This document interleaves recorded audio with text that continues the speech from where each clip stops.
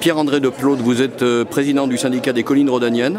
On est ici au premier salon des vins bio de Condrieu. Qu'est-ce que c'est que cette indication géographique protégée des collines rhodaniennes? Qu'est-ce que ça recouvre? Ça regroupe, donc c'est une zone qui va du sud de Lyon au sud de Valence, donc sur les deux rives du Rhône, la rive droite et la rive gauche, donc sur 5 départements.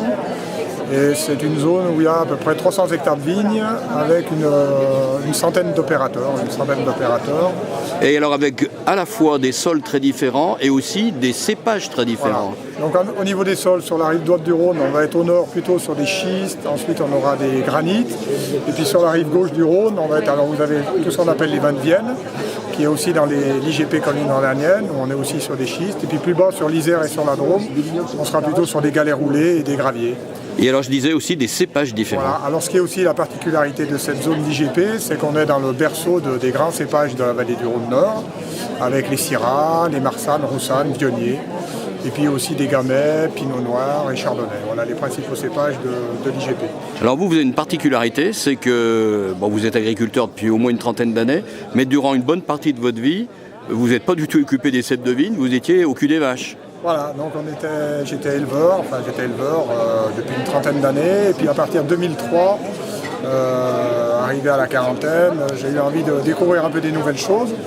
Et c'est vrai qu'on est sur un beau terroir sur Tartaras, où on est sur des schistes avec beaucoup de mica, des sols légers, peu profonds. Et donc on a eu l'idée de redévelopper la vigne.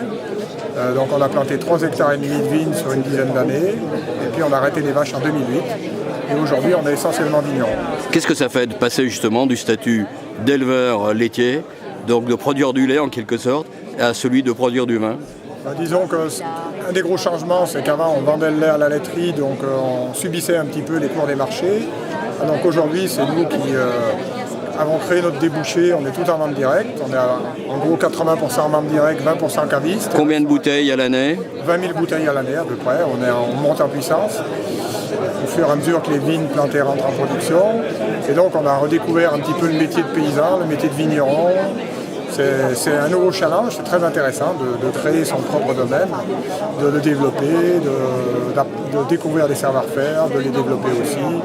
Et puis de rencontrer aussi d'autres vignerons, c'est un monde qui est quand même le milieu viticole est un milieu qui est très intéressant et très passionnant. Si vous aviez à donner la marque spécifique de ce que c'est qu'un vin bio, vous diriez quoi? C'est un vin où les sols sont vivants, où la plante peut s'épanouir dans un sol vivant, un sol travaillé. Et puis ensuite, c'est un respect de la vinification avec des levures, respect des levures indigènes, peu de sulfite, et puis des vins qui ont une bonne buvabilité et des vins de qualité.